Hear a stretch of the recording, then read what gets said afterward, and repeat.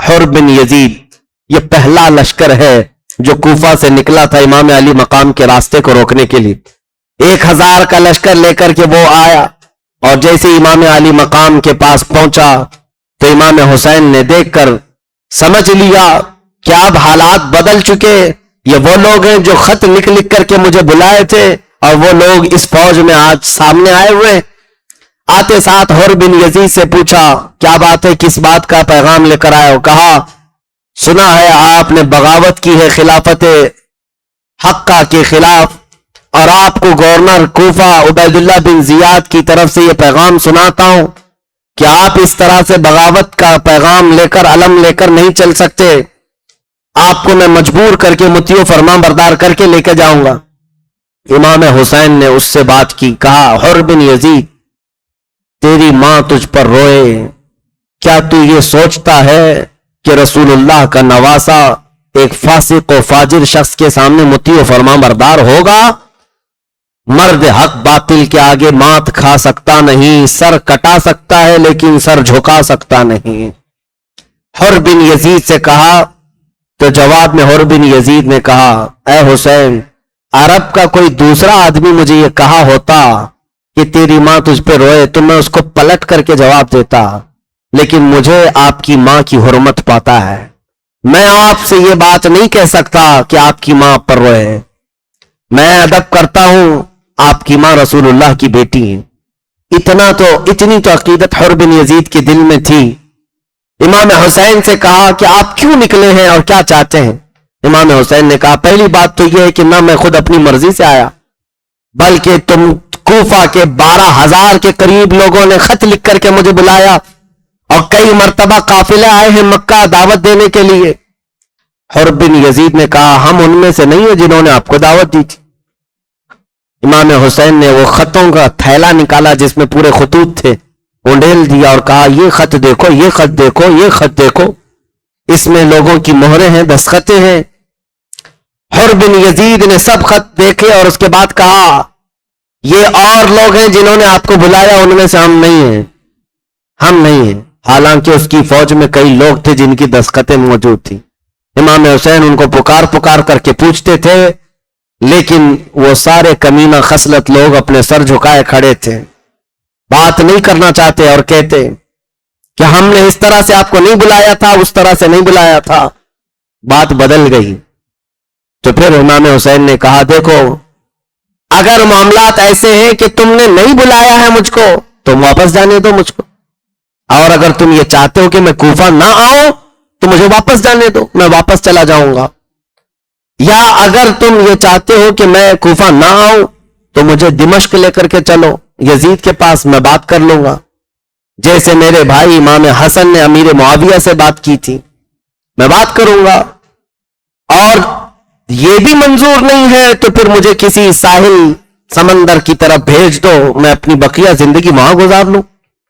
یہ اتمام حجت کے لیے امام حسین نے کہا تھا, کیونکہ اپنی طرف سے یہ کہنا ضروری ہے کہ زبردستی اپنی جان کو جوخم میں نہیں ڈالنا ہے, اپنے خون سے کسی کو رنگین نہیں کرنا ہے. حر بن یزید نے کہا آپ نے اچھے مشورے دیے ہیں, میں یہ باتیں پہنچاؤں گا عبید اللہ بن زیاد کے پاس, یہ باتیں پہنچاؤں گا. حد تو یہ ہے میرے عزیزوں, نمازوں کا وقت ہوتا, ظہر کا وقت ہوا, امام علی مقام کے ہاں سے اذان ہوئی. آپ نے حر بن یزید سے پوچھا اس کے پاس 1000 کا لشکر ہے, امام حسین کے پاس 82 لوگ ہیں. امام حسین یہ پوچھتے کہ ہماری جماعت قائم ہو رہی ہے, تمہاری نماز الگ ہوگی یا ہمارے ساتھ؟ حر بن یزید کہتا کہ جماعت تو ایک ہی ہوگی, امام آپ ہی ہوں گے. میدان مقابلین کا ہے, دو اپوزٹ جماعتوں کا ہے, لیکن خدا کی قدرت دیکھیں ان ظالموں کے دل میں بھی یہ بات تھی امام تو رسول اللہ کا نواسا ہی, نمازوں کی امامت کے لیے امام حسین ہی تھے. یہاں تک کہ یہ 1 محرم سے لے کر یہ معاملات چلتے رہے, 5 محرم آ گئی, کنٹینیو حر بن یزید امام حسین کے ساتھ تھا. یا تو ان کا راستہ روکتا یا ان کو کسی طرح آگے بڑھنے کے لیے کہتا. ایک جگہ آئی بنی مقاتل, وہاں کے علاقے کو کہتے ہیں, وہاں پہنچنے کے بعد حر بن یزید نے کہا ہم آپ کو مجبور کرنا چاہیں گے اس لیے کہ میں حکم کا پابند ہوں. امام حسین نے کہا میں نے جو 3 شرطیں دی تھی اس کا کیا ہوا؟ کہا میں نے پیغام بھیجا ہے، اس سے پہلے میں کوئی کام نہیں کر سکتا۔ پھر اسی نے یہ مشورہ دیا کہ ایک کام کریں، آپ کوفہ کی طرف بھی مت جائیں، دمشق کی طرف بھی مت جائیں، تیسرا کوئی راستہ لے لیں، میں آپ کے آگے پیچھے چلتا رہوں گا، جنگ نہیں کروں گا، لیکن جس کام کے لیے مجھے بھیجا گیا وہ کروں گا۔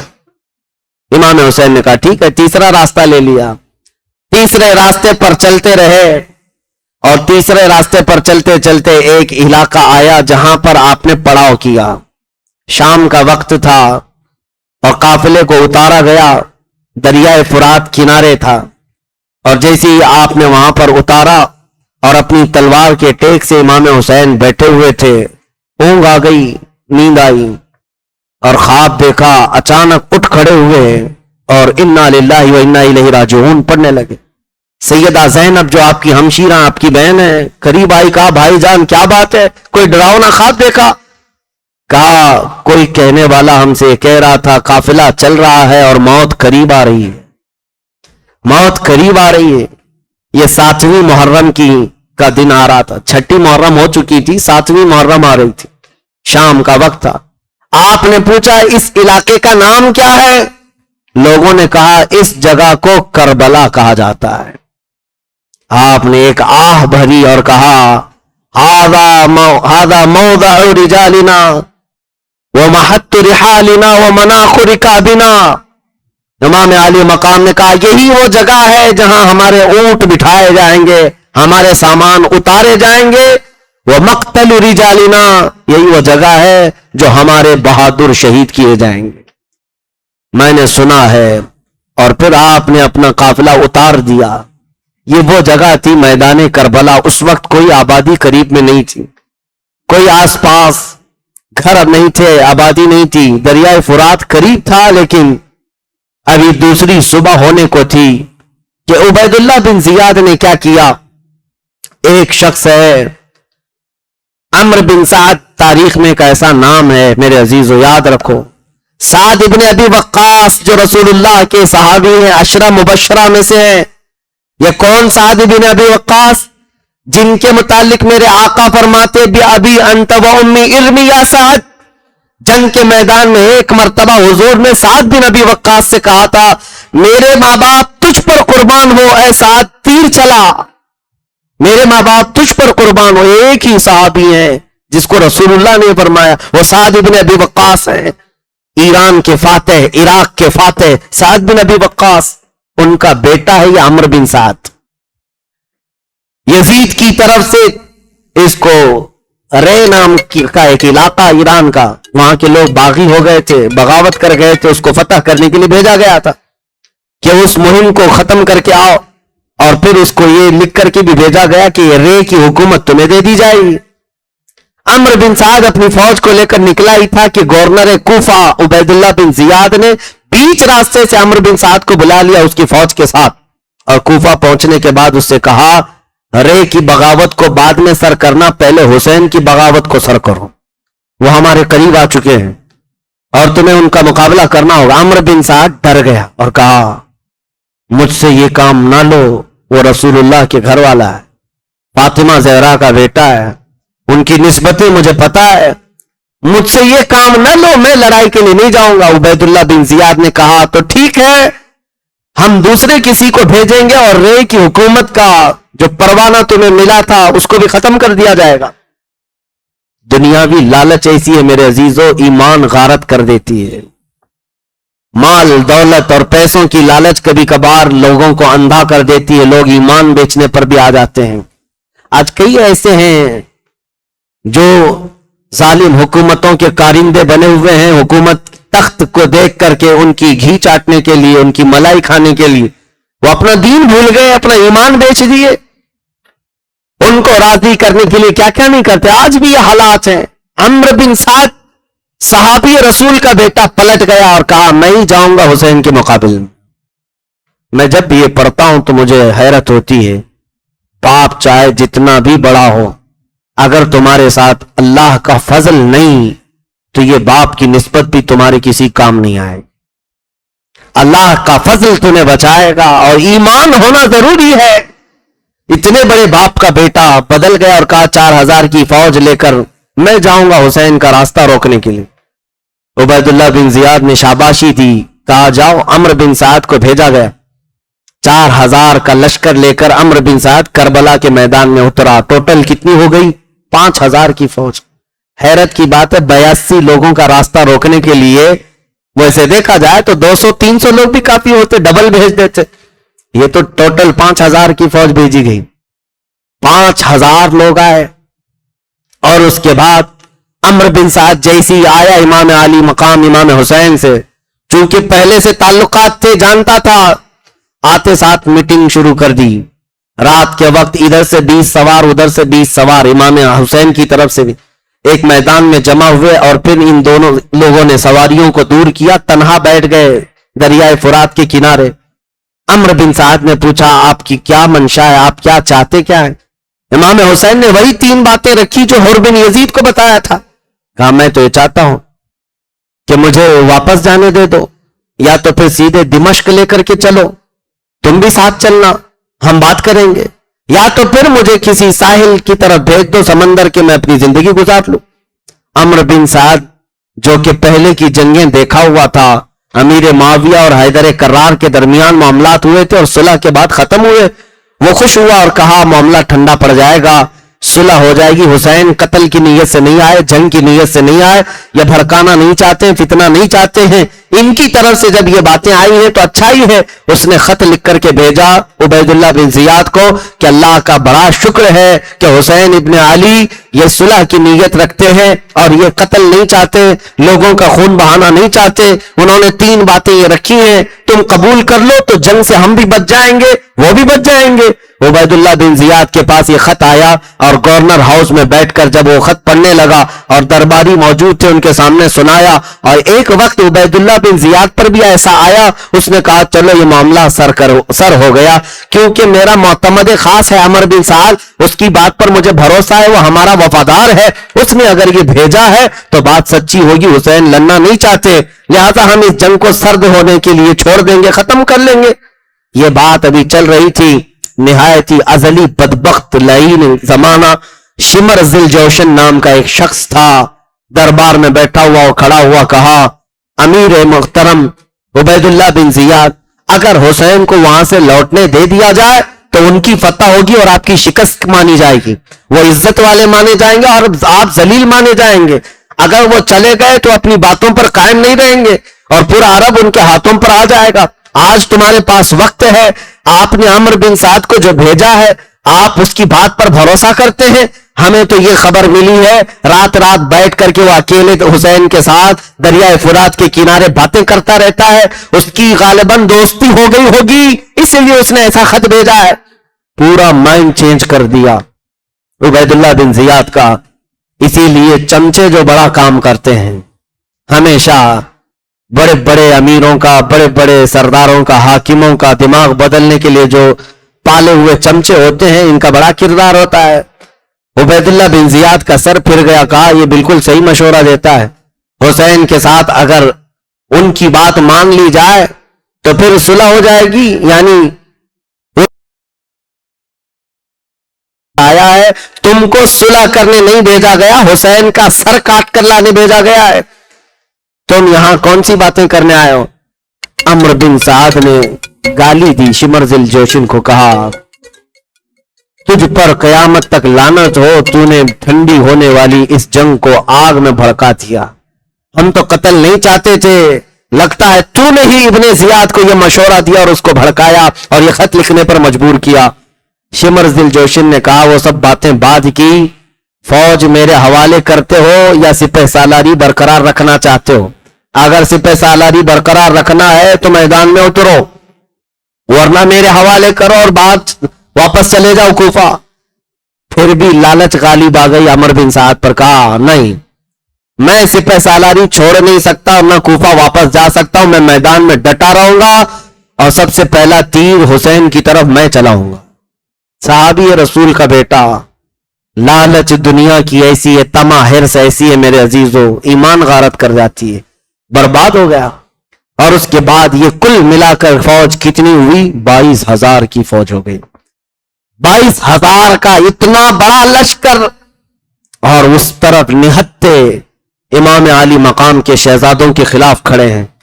और हुआ यह था कि अम्र बिन साद जैसे ही 4,000 का लश्कर लेकर 7वीं मुहर्रम को आया था, उस दिन से उसने पूरे दरियाए फुरात पर 500 आदमी खड़ा कर दिए थे पहरेदार, कि किसी हुसैन के खीमे के रहने वाले शख्स को फुरात तक आने न दिया जाए।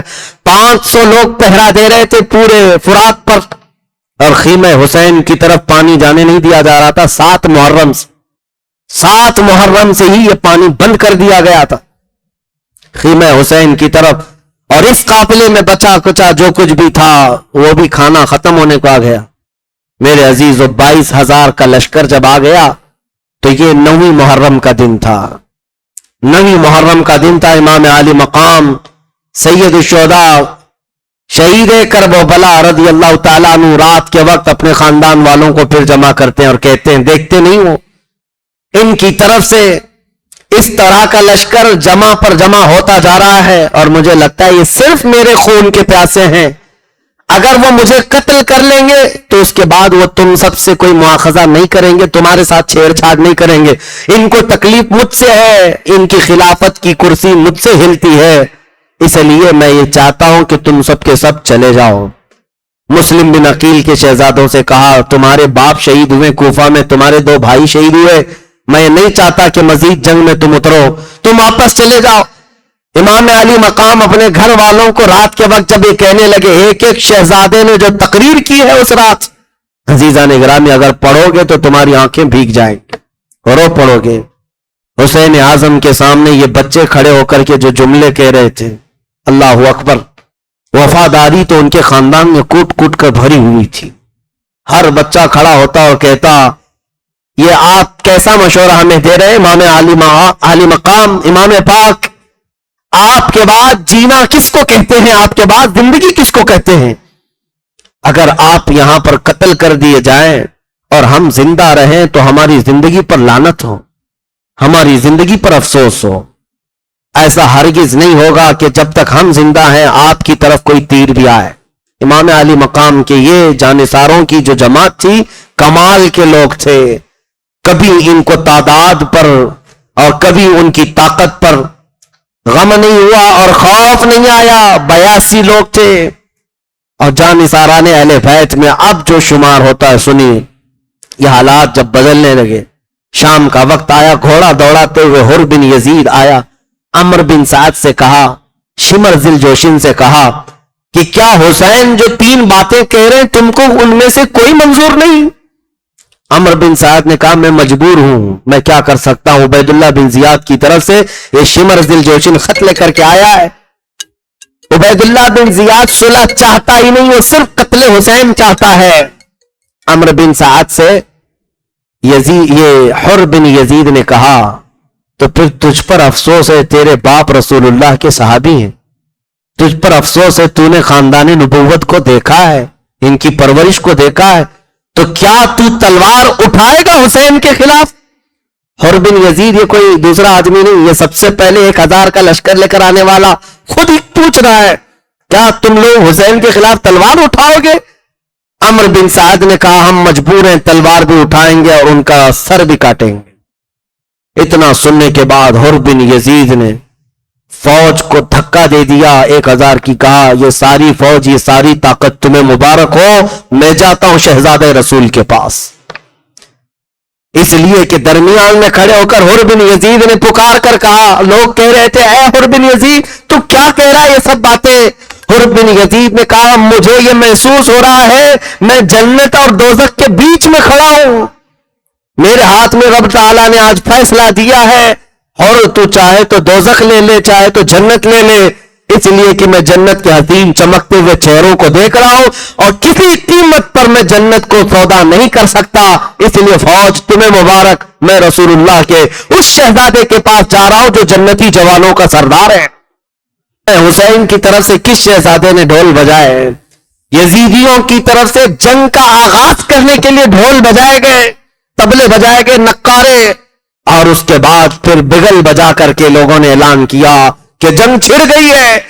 हैरत होती है उन जालिम कुत्तों पर कि रसूलुल्लाह के खानदान के 3 दिन के भूखे और प्यासे शहजादों से लड़ने के लिए 22,000 के नामर्दों की फौज जमा कर ली और जंग का ऐलान करते हो।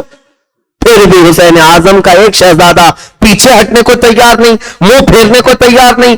जंग का बिगल बज गया तो घर के अंदर से खीमे से औरतें सहम गई कि क्या हकीकत में ये पूरी फौज हम पर टूट पड़ने वाली है, ये रसूलुल्लाह की उम्मत है। इमाम अली मकाम ने कहा सबर सबर। फिर अम्र बिन साद जो सिपह सालार था यजीदी फौज का, लोगों को बुलाया और जो झंडा उठाया हुआ था उस शख्स को बुलाया और कहा गवाह रहना। कमान में तीर डालता है और सबसे पहला तीर इमाम हुसैन के खीमे की तरफ फेंका। कहा तुम लोग गवाह रहना, जंग की इब्तिदा करने वाला मैं हूं, सबसे पहला तीर चलाने वाला मैं हूं, ताकि अमीरुल मोमिनीन यजीद के पास से मुझे इनाम और इकराम मिले और मेरे लिए जो परवाना रे की हुकूमत का दिया गया था उसका मैं हकदार हो जाऊं। ये कैसी लालच थी, ये कैसा हिर्स था, कैसा तमा है। अजीजा ने गिरामी औकात जंग छिड़ गई तो हुर बिन यजीद जो शख्स थे जो खीमे हुसैन में एक रात पहले आए थे, इमाम अली मकाम के पास आकर कहते घोड़े से उतरे बगैर कि इमाम मुझे जाने दें, इमाम अली मकाम मुझे जाने दे। इमाम अली मकाम के दस्ते पाक को चूम कर वो मैदान में आए। ये सबसे पहले इंसान थे जो कूफियों को ललकारते हुए कहा तुम्हें पता है कूफा में मेरा नाम क्या है, कूफा में मेरा नाम क्या है, मुझे कूफा का पहलवान कहा जाता है किसी की मां ने दूध पिलाया तो आओ। कूफी वैसे ही बुज़दिल लोग थे, तलवारों की झुरमुट में आते और झुंड में हमला करने वाले लोग। ये हुर बिन यजीद के पास कोई आने को तैयार नहीं था। अम्र बिन साद बड़े बड़े लोगों का नाम ले लेकर धक्का देकर भेजा करता था कि जाओ इसके मुकाबिल में, जाओ इसके मुकाबिल में। हुर बिन यजीद का हाल ये था बिफरा हुआ जैसे इंसान हो और जो करीब आए गाजर मूली की तरह उसे काट कर टुकड़े कर दे। एक ही हुर बिन यजीद है, तकरीबन कुछ घंटों में 120 लाशें गिरा चुका था। वो किसकी लाशें थी? हुर बिन यजीद ने यजीदियों के खीमे के अंदर ऐसी खलबली मचा दी थी। मैं अक्सर ये कहा करता हूं एक दिन खीमे हुसैन में आने वाले हुर बिन यजीद की ताकत का हाल ये है वो चंद घंटों में 120 यजीदियों के पसीने निकाल दे, बल्कि उनके खून को जमीन पर बहा करके दुनिया को ये बता दे एक दिन से अगर दामन से दाबस वाबस्ता हो जाए तो ताकत का ये हाल है, तो फिर रसूलुल्लाह के खानदान में हुसैन की गोद में पले हुए शहजादों की ताकत का हाल क्या होगा। इसीलिए मेरे अजीजों हुर बिन यजीद को कई जत्थे मिलकर के हमला करके हुर बिन यजीद को शहीद करते हैं। ज़ुहैर बिन क़य्यिन बजली जो काफिले में इमाम अली मकाम के साथ हुए थे वो आए, हबीब बिन मुजाहिर आए, मुस्लिम बिन औसजा असदी ये इमाम हुसैन के जानिसारों में से हैं, ये चाहने वाले मुहिब्बान अहले बैत में से हैं। ये आए इजाजत लिए और इमाम अली मकाम मना करते थे मुझे जाने दो, मुझे जाने दो, मुझे बात करने दो। लेकिन ये जानिसारान ऐसे थे, ये मुहिब्बान अहले बैत ऐसे थे, इमाम हुसैन को बाहर एक कदम भी आगे बढ़ाने नहीं देते थे और कहते थे जब तक हमारी जिंदगी है इमाम अली मकाम तो बहुत बड़ी बात है, आपके घर का कोई बच्चा भी मैदान में हम उतरने नहीं देंगे। जितने जानिसार थे सब आए और शहजादगाने अहले बैत को भी आने नहीं दिया। हबीब बिन मुजाहिर आए, मुस्लिम बिन औसजा आए और ज़ुहैर बिन क़य्यिन आए। ये भी दोपहर के करीब करीब लड़ते रहे, ज़वाल तक लड़ते रहे, ये तीन ही लोग लड़ते रहे। कुछ लोग आए और कूफा के लोग मुकाबला न कर सके, मौत के घाट उतर गए और इन तीनों भी जामे शहादत नोश कर गए। इमाम अली मकाम के सगे भाई जो थे मौला अली की औलाद, इमाम अली मकाम के जो सगे भाई थे अब्दुल्ला बिन अली, जैद बिन अली, बकर बिन अली, उमर बिन अली, उस्मान बिन अली, 5 शहजादे अली मुर्तदा के मैदान में थे।